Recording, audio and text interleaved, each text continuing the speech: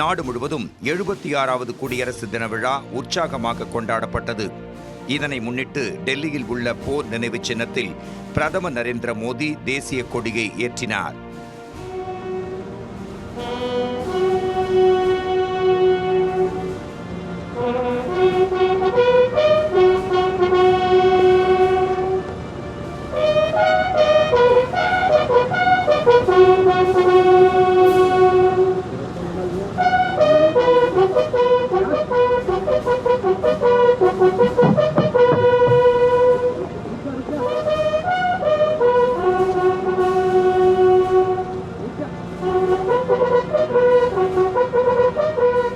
தொடர்ந்து கடமை பாதைக்கு குதிரை பூட்டப்பட்ட சேரட் வண்டியில் குடியரசுத் தலைவர் திரௌபதி முர்மு சென்றடைந்தார்.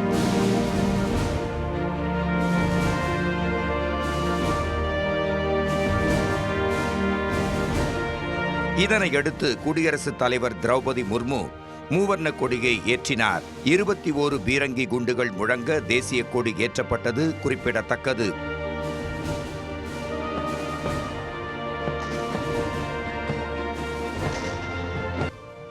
இந்த நிகழ்ச்சியில் குடியரசு துணைத் தலைவர் ஜெகதீப் தன்கர், பிரதமர் நரேந்திர மோடி, ராஜ்நாத் சிங் உள்ளிட்ட மத்திய அமைச்சர்கள் பங்கேற்றனர்.